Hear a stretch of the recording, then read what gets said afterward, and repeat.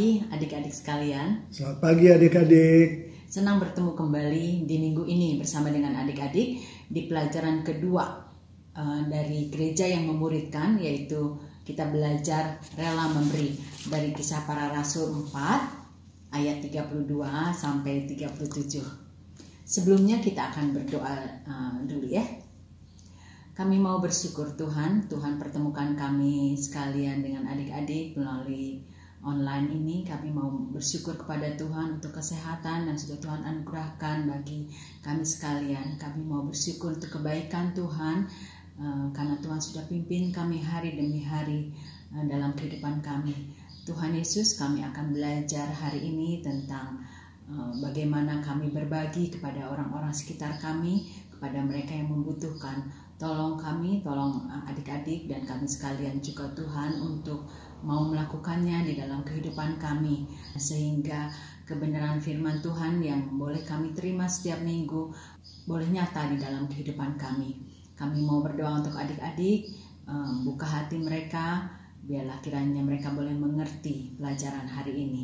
Terima kasih sekali lagi Tuhan atas kebaikan, kasih setia Tuhan yang tidak pernah berkesudahan dalam hidup kami. Di dalam nama Tuhan Yesus kami sudah berdoa dan mengucap syukur. Amin. Amin. Adik-adik, kita tahu bahwa berada di suatu tempat yang sama pada waktu yang sama dan melakukan hal yang sama itu belum tentu disebut sebagai atau belum tentu menunjukkan satu kebersamaan. Kualitas kebersamaan itu akan dapat dilihat ketika melalui persoalan atau melalui kesukaran. Seandainya salah satu di antara kita yang mengalami kesukaran, apakah kita buka hati kita dan tangan kita untuk membantu mereka, ataukah apakah kita siap mengulurkan tangan untuk membantu memberikan pertolongan? Di dalam gereja yang ideal, satu orang dengan yang lain itu harus saling memperhatikan. Itulah yang dicontohkan oleh gereja yang mula-mula. Seperti pelajaran minggu lalu dari Kisah Para Rasul 2 ayat 44 sampai 47, gereja yang mula-mula itu jemaatnya memperlihatkan bagaimana mereka bersekutu bersama, lalu bagaimana mereka memperlihatkan cara hidup yang gembira, lalu mereka juga membagi roti bersama-sama, dan juga mereka berbagi harta bersama. Pelajaran minggu ini kita akan menyoroti khusus untuk tentang berbagi harta bersama ini yang diambil dari Kisah Para Rasul 4 ayat 32 sampai dengan 37. Sebelum kita mendengar pemaparan selanjutnya, ada teman kita Esra. Esra akan bacakan dari Kisah Para Rasul 4 ayat 32 sampai dengan 37. Ayo Esra. Kisah Para Rasul 4 ayat 32 sampai 37. Cara hidup jemaat. Adapun kumpulan orang yang telah percaya itu, mereka sehati dan sejiwa, dan tidak seorang pun yang berkata bahwa sesuatu dari kepunyaannya adalah miliknya sendiri, tetapi segala sesuatu adalah kepunyaan mereka bersama. Dan dengan kuasa yang besar, rasul-rasul memberi kesaksian tentang kebangkitan Tuhan Yesus, dan mereka semua hidup dalam kasih karunia yang melimpah-limpah.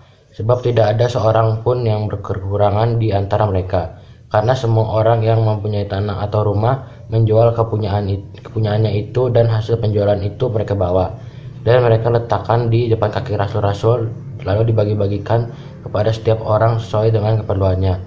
Demikian pula dengan Yusuf, yang oleh rasul-rasul disebut Barnabas, artinya anak penghiburan, seorang Lewi dari Siprus. Ia menjual ladang miliknya lalu membawa uangnya itu dan meletakkannya di depan kaki rasul. Terima kasih Esra. Pelajaran hari ini secara khusus mempelajari tentang berbagi harta bersama. Berbagi harta bersama juga kita tahu bahwa itu merupakan salah satu wujud karya Roh Kudus. Jemaat yang mula-mula mengorbankan apa yang mereka miliki untuk menolong orang lain yang membutuhkan. Mereka tidak segan-segan untuk berbagi dengan menjual tanah mereka, menjual milik mereka. Tujuannya adalah untuk keseimbangan sebagaimana tertulis di dalam 2 Korintus 8 ayat 13-14 yang intinya mengatakan bahwa yang kaya itu tidak hidup di dalam kemewahan, atau yang miskin tidak hidup di dalam kekurangan. Tetapi setiap orang mendapati bahwa kebutuhannya itu terpenuhi. Nah, Pertanyaannya sekarang adalah, apakah contoh yang dibuat oleh jemaat di gereja mula-mula itu masih relevan untuk kita terapkan pada masa kini? Nah, di dalam buku Sekolah Minggu dikatakan ada satu tentang cerita di dalam pemberian yang benar. Kalau adik-adik melihat buku murid halaman 7 itu kita masuk ke dalam pemberian yang benar. Di dalam kitab Lukas itu diceritakan ada kisah tentang Barnabas, ya, tentang Barnabas dan juga tentang Ananias dan Safira. Adik-adik lihat di kitab Lukas itu manakah tindakan yang benar di antara dua itu? Adik-adik setuju dengan apa yang Barnabas lakukan atau adik-adik setuju dengan Ananias dan Safira yang lakukan? Lalu perbedaannya di mana? Adik-adik, menurut adik-adik perbedaannya di mana? Oke, nah perbedaannya adalah dari sikap hati mereka masing-masing. Kita melihat Barnabas memberikan harta dia itu dengan sikap hati yang benar di hadapan Allah. Sikap hati yang rela, yang jujur, yang memang tulus mau menolong orang lain. Sehingga banyak orang yang menyukai dia dan pasti Tuhan juga menyukai dia. Kemudian lalu kita lihat dari apa yang Ananias dan Safira lakukan. Sikap hatinya benar atau tidak? Buktinya Allah marah dan kemudian mereka meninggal. Sikap hati yang benar itu sangat Allah perhatikan ketika kita berbagi, ketika kita menolong, ya. Nah, Ananias dan Safira memang memberikan hartanya seperti juga Barnabas, tetapi sikap hatinya dia berbohong. Dia berbohong itu asalnya dari karena dia tidak rela, ya. Tidak ada ketulusan. Sehingga kemudian Tuhan Allah marah dan kemudian dua orang itu meninggal.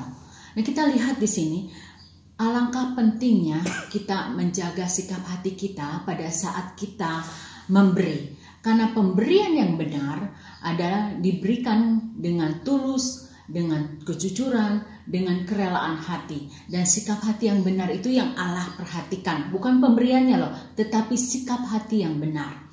Kemudian kita melihat selanjutnya, yaitu pentingnya memberi. Salah satu gaya hidup dari jemaat Kristen mula-mula adalah mereka kan menolong sesama, memberi hartanya dan memberi dengan kerelaan. Ketika mereka punya gaya hidup yang luar biasa, salah satunya adalah memberi dengan sukarela. Di Alkitab dikatakan mereka disukai oleh banyak orang dan kemudian katanya jemaat itu bertambah. Jadi sikap hidup yang memberi atau menolong atau berbagi atau memperhatikan orang lain membawa pertumbuhan baik secara kualitas maupun kuantitas. Kita melihat di sini gaya hidup yang luar biasa yang jemaat mula-mula tampilkan dengan memberi, dengan memperhatikan, dengan menolong, menumbuhkan kerohanian mereka. Kita melihat di sini kemudian dampak dari memberi. Apa sih dampaknya memberi? Apakah Alkitab bicara banyak tentang memberi? Oh, banyak banget. Alkitab tuh banyak bicara tentang memberi. Dari Kisah Para Rasul 20 ayat 35, Tuhan Yesus bilang lebih bahagia memberi daripada menerima. Dari 2 Korintus 9 ayat 7, katanya orang-orang Kristen yang memberi dengan sukacita itu dikasihi Allah. Ada lagi yang lain dari Perjanjian Lama, ada. Dari mana? Dari Amsal 11 ayat 25. Katanya orang yang banyak memberi berkat akan diberi kelimpahan. Aneh ya. Di sini katakan orang yang banyak memberi akan diberi kelimpahan. Juga dari Lukas 6 ayat 38. Katanya jika kamu memberi maka kamu akan diberi. Dan banyak lagi yang lain. Itulah ayat-ayat bagaimana akibatnya kalau kita memberi, kalau kita menolong orang lain, kalau kita berbagi. Nah, kita masuk ke dalam kesimpulan. Kesimpulannya dari pelajaran ini apa adik-adik? Kesimpulannya adalah begini, koinonia adalah salah satu gaya hidup gereja yang memuridkan. Jadi gereja yang memuridkan adalah gereja yang berbagi, gereja yang menolong, gereja yang memberi. Sikap yang penting dimiliki oleh setiap orang yang sudah menerima Tuhan Yesus. Kita tadi belajar bahwa sikap memberi dapat memberi pertumbuhan bagi jemaat itu. baik secara kualitas maupun secara kuantitas.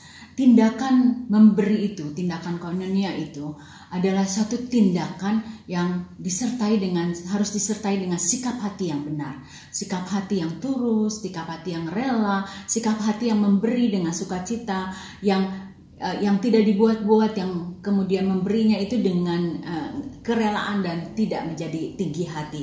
Sikap hati yang benar itu sangat penting karena Alkitab memberitahu kalau sikap hati yang benar kita punyai ketika kita memberi, maka Allah akan dipermuliakan.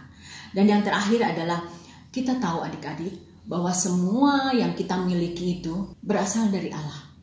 Ya. Oleh karena itu seharusnya kita boleh punya sikap untuk berbagi kepada orang lain. Karena itu semua berasal dari Allah. Kalau Allah bilang kasih, kita harus kasih. Ya, karena kita tahu kesempatan untuk memberi adalah kesempatan kita untuk mempraktekkan kebenaran firman Tuhan dan kesempatan bagi Allah untuk menyatakan kuasanya kepada kita. Mari, kalau kita punya hati bahwa semua yang kita miliki bukan kepunyaan kita tetapi berasal dari Allah, maka Allah rindu kita memberi dengan sukacita, dengan hati yang sukacita, dengan hati yang dipenuhi dengan kasih kepada sesama. Penerapannya dari ayat-ayat ini adalah begini. Apakah adik-adik ingin menjadi sebuah komunitas yang suka memberi? Misalnya kita nih kelas tunas muda. Apakah kelas tunas muda kita ini yang ada Sarah, ada Ariel, ada Abi, ada Nathan, ada Nesya, lalu juga ada Ella, ada Esra. Apakah dikenal sebagai komunitas yang suka memberi? Kalau kita mau menjadikan itu sebuah komunitas atau kelas yang suka memberi, mari kita membuat rencana di dalam triwulan ini. Siapa nih orang-orang sekitar kita yang bisa kita tolong? Siapa yang jangan jauh-jauh di keluarga kita atau di sekitar teman-teman kita? Apakah kita mau memberi kepada mereka? Kalau punya kesempatan, pakai kesempatan itu. Dan kemudian lakukan itu dengan baik. Maka sukacita yang besar akan ada pada kita sekalian. Nah adik-adik, sebelum kita masuk kepada ayat hafalan, kita akan dengarkan dulu ya ayat hafalan yang lalu yang sudah dihafal oleh teman-teman kita sekalian. Ya, ada Sarah, ada Ella. Sebenarnya ada juga Nesya. Nanti Nesya yang minggu yang akan datang aja ya. Nah, yang ini ada Sarah dan juga Ella. Kita akan lihat ayat-ayat hafalan yang sudah dihafal mereka. Kisah Para Rasul 2 ayat 42. Mereka bertekun dalam pengajaran rasul-rasul dan dalam persekutuan, dan mereka selalu berkumpul untuk memecahkan roti dan berdoa. Kisah Para Rasul 2 ayat 42. Mereka bertekun dalam pengajaran rasul-rasul dan dalam persekutuan, dan mereka selalu berkumpul untuk memecahkan roti dan berdoa. Kisah Para Rasul 2 ayat 42. Ayat hafalan pada minggu ini diambil dari 2 Korintus 9 ayat 7. Adik-adik nanti akan hafalkan ini dan nanti seperti biasa adik-adik kemudian kirimkan ini ya. Kemudian saya juga mau adik-adik praktekkan sikap memberi ini, atau apa kesan adik-adik dengan pelajaran hari ini. Nah, ceritakan itu dengan sebuah video. Nanti videonya kirimkan ke alamat video saya ya. Nanti kita akan tampilkan di pelajaran minggu yang akan datang. Ayat hafalan minggu ini dari Kisah Para Rasul 4 ayat 32 sampai dengan 37. Hendaklah masing-masing memberikan menurut kerelaan hatinya, jangan dengan sedih hati atau karena paksaan, sebab Allah mengasihi orang yang memberi dengan sukacita. 2 Korintus 9 ayat 7. Sebelum kita menutup pelajaran minggu ini, maka Pastor Alex akan memberikan penerapannya secara detail bagi kita sekalian. Ayo kita perhatikan adik-adik. Happy Kids TV. Soon after God sent the Holy Spirit to the believers, a number of wonderful things began to happen. The believers were amazed at the power they had because of the Holy Spirit. They were filled with love and care for one another, and this concern was only from God. The believers met and gathered together constantly, and they enjoyed each other's company. They helped each other with whatever they needed, and there was no selfishness among them. They shared everything they had: food, clothing, and also money. Some of them even sold the lands they owned, their houses, and other material possessions. And with that money, they helped and shared it with those in the young church. Dari pembacaan yang seksama akan firman Tuhan dari Kisah Para Rasul 4 ayat 32 sampai ayat 37, dan dari pembahasan yang panjang lebar dari pelajaran 2 dari buku pelajaran sekolah minggu LLB, kita mengetahui bahwa fokus dari pelajaran kita minggu ini adalah memberi. Saya hanya ingin menambahkan dari penerapan yang sudah disampaikan di pelajaran 2 ini. Untuk itu, saya ingin mengajak kita semua untuk kembali ke pelajaran 1, di mana di situ kita membahas firman Tuhan dari Kisah Para Rasul 2 ayat 41 sampai ayat yang ke-47. Subjek memberi ini datangnya dari Kisah Para Rasul 2 ayat 42. Saya akan bacakan. Mereka bertekun dalam 1. Pengajaran rasul-rasul, dan dalam 2. Persekutuan, dan mereka selalu berkumpul untuk 3. Memecahkan roti, dan 4. Berdoa. Dan subjek memberi itu datangnya dari yang kedua, persekutuan. Kata persekutuan di dalam bahasa aslinya, yaitu bahasa Yunani, adalah koinonia. Di dalam Perjanjian Baru, kata koinonia ini muncul 18 kali. Lukas menulis 1 kali, yaitu di Kisah Para Rasul. Paulus menulisnya 14 kali. Dan Yohanes menulisnya 3 kali, yaitu di surat Yohanes. Masing-masing penulis mempergunakan kata koinonia dengan nuansa yang agak berbeda, meskipun artinya sama. Lukas mempergunakan koinonia dengan nuansa persekutuan antara sesama anak Tuhan. Jadi persekutuan di sini adalah horizontal. Paulus mempergunakan koinonia dengan nuansa vertikal dan horizontal. Di dalam mempergunakan koinonia ini, Paulus mengacu pada persekutuan yang melibatkan Tuhan Yesus. Jadi ini bisa horizontal karena Tuhan Yesus juga adalah manusia yang sempurna, dan ini bisa vertikal karena Tuhan Yesus adalah Tuhan. Sedangkan Yohanes mempergunakan kata koinonia ini dengan nuansa vertikal, di mana kata koinonia ini dipergunakan oleh Yohanes untuk menunjukkan persekutuan yang melibatkan Bapa di surga. Untuk konteks pelajaran kita minggu ini, kita akan berfokus pada koinonia sebagaimana ditulis oleh Lukas. Ada banyak pendapat dari para ahli Alkitab mengenai arti kata koinonia yang dimaksud oleh Lukas pada saat dia menulis kata koinonia ini. Tapi yang akan saya sampaikan adalah sebagaimana yang paling dekat dengan ayat-ayat Alkitab. Elemen dari koinonia ini adalah sharing, participating, community. Kita lihat kata-kata yang berwarna biru. Sekarang mari kita lihat ayat-ayat yang mendukung ketiga elemen tadi.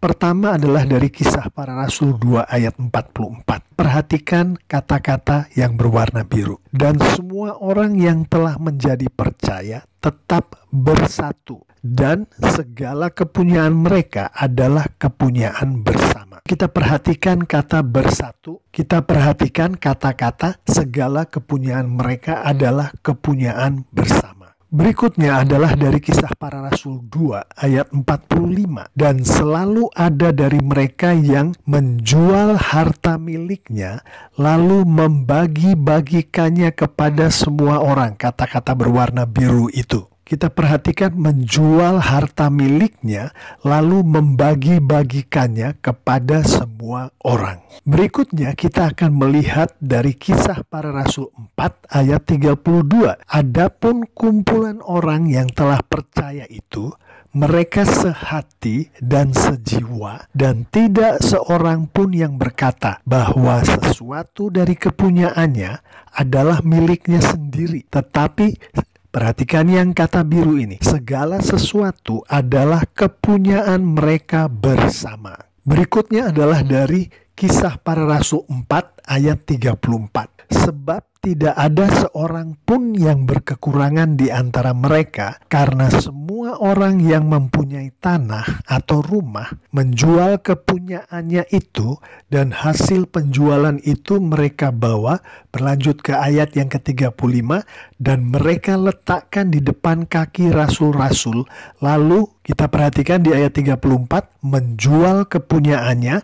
Di ayat ke-35, dibagi-bagikan kepada setiap orang.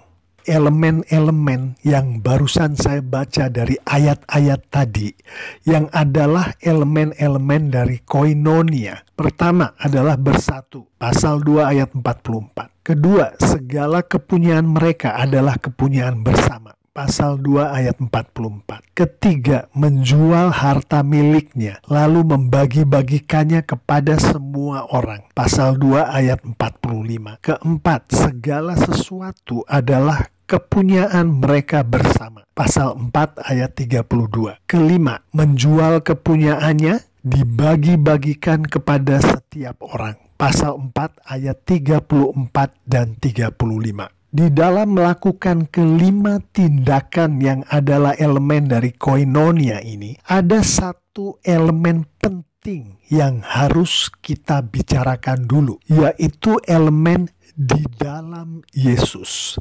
Kita lihat di Kisah Para Rasul pasal 2 ayat 41. Orang-orang yang menerima perkataannya itu memberi diri dibaptis. Jadi yang berwarna orange ini menerima perkataannya, memberi diri dibaptis. Artinya orang-orang yang melakukan kelima tindakan tadi itu adalah orang-orang yang sudah percaya pada Tuhan Yesus. Jadi orang-orang ini hidup di dalam Yesus. Dari Kisah Para Rasul pasal 4 ayat 32, firman Tuhan berkata, adapun kumpulan orang yang telah percaya itu, mereka sehati dan sejiwa.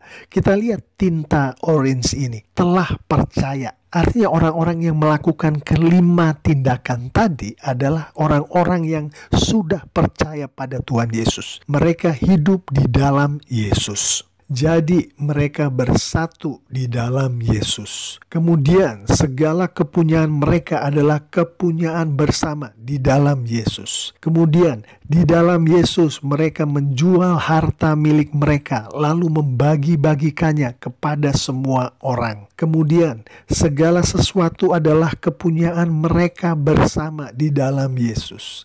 Kemudian menjual kepunyaan mereka dibagi-bagikan kepada setiap orang di dalam Yesus. Sekarang kita gabungkan kelima tindakan tadi dengan ketiga elemen tadi.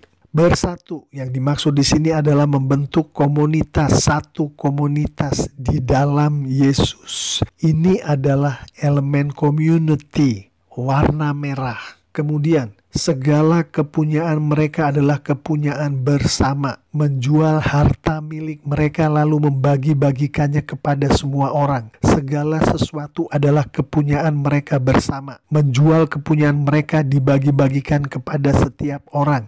Yang tinta biru di sebelah kiri yang adalah bagian dari 5 yang mereka lakukan itu adalah elemen sharing dan elemen participating. Jadi kita melihat di dalam keempat tindakan ini, mereka orang-orang yang sudah berada di dalam Yesus itu saling bersharing, saling membagikan kepunyaan mereka antara satu dengan yang lain. Dan masing-masing mereka berpartisipasi di dalam melakukan sharing ini. Sekarang mari kita bawa pengetahuan mengenai ini dalam bentuk penerapannya. Seperti saya sampaikan tadi, saya hanya ingin menambahkan penerapan yang sudah ada di pelajaran 2 di buku pelajaran sekolah minggu LLB kita. Untuk mudahnya, saya akan menyatakan penerapan ini dalam bentuk pertanyaan-pertanyaan. Pertanyaan yang paling penting adalah, apakah Anda, kita semua, sedang menghidupi koinonia ini? Yaitu, apakah Anda punya komunitas di gereja Anda? Apakah Anda men-sharingkan kelebihan Anda dalam bentuk barang-barang tentunya dengan orang-orang yang membutuhkan barang-barang itu di gereja Anda? Apakah pada saat gereja Anda membutuhkan sesuatu, Anda berpartisipasi untuk memenuhi kebutuhan termaksud? Jika jawaban Anda dari pertanyaan-pertanyaan tadi adalah sebagai berikut, apakah Anda punya komunitas di gereja Anda? Jawaban Anda adalah, iya, saya punya. Saya ikut care group, saya ikut sekolah minggu di gereja saya. Lalu jawaban dari apakah Anda men-sharingkan kelebihan Anda dengan orang-orang yang membutuhkan di gereja Anda adalah iya. Seperti misalkan Anda memiliki baju-baju yang berlebihan dan Anda tahu di gereja Anda ada orang yang membutuhkan baju-baju itu, dan Anda men-sharingkan baju-baju Anda dengan orang-orang di gereja Anda itu. Kemudian, apakah pada saat gereja Anda membutuhkan sesuatu, Anda berpartisipasi untuk memenuhi kebutuhan termaksud? Dan jawaban Anda adalah iya. Seperti misalkan di dalam situasi yang sekarang kita sedang hadapi, pandemi, banyak orang membutuhkan bantuan karena pandemi menyebabkan orang-orang ini kehilangan pekerjaannya. Dan Anda datang berpartisipasi dengan teman-teman lain di gereja Anda untuk membantu orang-orang di gereja yang sedang membutuhkan ini karena kehilangan pekerjaan, maka Anda menghidupi koinonia, maka Anda menghidupi firman Tuhan. Jadi jelasnya penerapan daripada pelajaran 2 ini adalah, 1, masuklah ke dalam komunitas di gereja Anda. Entah itu sekolah minggu, entah itu care group, entah itu kelompok kecil lainnya, masuklah menjadi bagian dari komunitas itu. Kedua, untuk kelebihan-kelebihan berupa barang dan lain-lain yang Anda miliki, maka dengan senang hati dan tulus hati, bersharinglah dengan orang-orang lain di gereja Anda yang membutuhkan barang-barang itu. Selanjutnya adalah pada saat gereja sedang membutuhkan sesuatu, pada saat ada anggota gereja lain sedang membutuhkan sesuatu, ikutlah berpartisipasi dengan anggota gereja yang lain untuk gereja Anda memenuhi kebutuhan termaksud. Itulah penerapan yang ingin saya tambahkan ke penerapan yang sudah ada di dalam pelajaran 2 di buku sekolah minggu LLB kita. Amin. Nah, adik-adik sudah perhatikan kan apa yang Pastor Alex katakan melalui penerapannya itu. Kita akan menutup pagi ini dengan doa.